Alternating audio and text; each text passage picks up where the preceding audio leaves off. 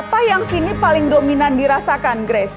Setelah kembali ke tanah air, pasca pemaksaan mundur, yang paling dominan sekarang ada di benak dan dirasakan apa? Leganya itu lega setengah-setengah, Mbak. Karena saya menceritakan dulu bahwa waktu kita disambut begitu luar biasa, kita sama pemerintah Indonesia, dari Dubes, Menlu, dan Menpora di sini, itu kita sangat mengapresiasi dan merasa sangat bangga dan merasa sangat dihargai. Tapi at the same time, saya merasa itu kita pulang kali ini tanpa juara, tapi kita jadi kayak ngeras mixed feeling yang harus, next time kita harus pulang dengan juara dan disambut seperti ini lagi gitu loh. Kalau saya sih kurang lebih bersama ya sama Grace. Mungkin kita senang, benar-benar senang. Kita sampai di Jakarta benar-benar disambut. Tapi ya itu, kita pulang nggak bisa bawa medali juara gitu loh. Rasa marah, rasa nyesel iya sih masih ya, kenapa nggak bisa ikut tanding ya kemana, apalagi lihat ada yang kemarin sudah ada yang juara gitu, jadi kayak ada perasaan aduh I wish, tapi ya sudahlah gitu kan. Kita kan kemudian mendengar cerita bahwa ada serangkaian perlakuan atau kemudian tindakan yang dilakukan oleh panitia pelaksana kompetisi yang dirasa diskriminatif, kemudian dirasa juga tidak simpatik. Bisa diceritakan langsung? Jadi first responnya mereka itu menurut kita sangat tidak adil dan diskriminatif, dan bayangkan kita lagi latihan di hall dan lagi pertandingan dan tiba-tiba harus pulang saat itu juga karena kita disangka-sangka kita adalah jadi yang suspected. Memang kita keterima email itu kita jadi salah satu suspected COVID melalui government NHS itu, government UK. Tapi caranya itu, perlakuan pertama kalinya itu yang membuat kita bingung dan kok kayak gini ya. Ini ada video yang kita dapat juga, teman-teman lagi jalan. Ini ketika informasinya juga ketika itu disuruh pulang jalan kaki, begitu Grace?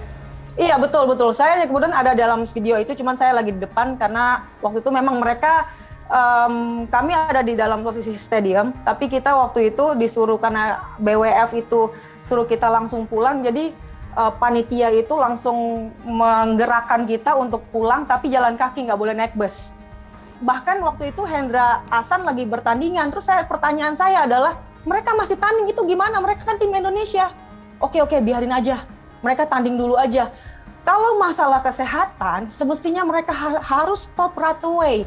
Jadi ketika dapat informasi itu, Ko Hendra sedang dalam pertandingan ya, saya mau ke Mas Hendra. Sedang dalam pertandingan, selesai pertandingan, diberitahu, dan kemudian apakah ada perlakuan tertentu yang masih dirasa aneh atau mengganjal?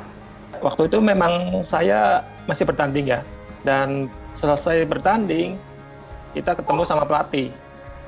Tapi begitu sama pelatih bilang, kita harus pulang sekarang katanya. Dan besok nggak boleh main. Nah, kita berdua kan kaget ya Mbak.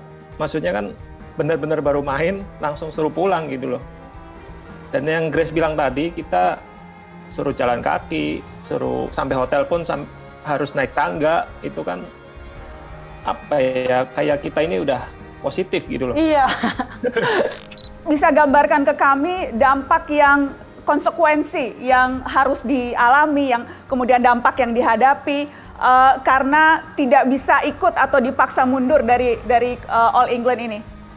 Yang pasti kita semua rugi ya, rugi waktu ke sana nggak main, terus juga rugi dari segi pembiayaan juga. Indonesia ini kirim berapa pemain itu habisnya berapa, dan juga saya juga pemain profesional juga harus tanggung jawab ke sponsor juga kan Mbak.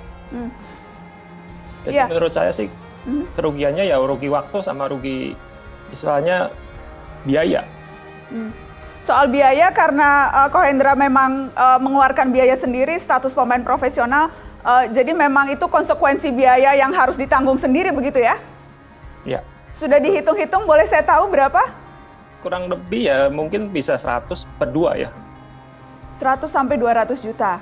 Itu baru Ko Hendra sendiri. Kalau kurang lebih 100 sih. Enggak 100. berdua. Oh, berdua dengan Ahsan? Iya.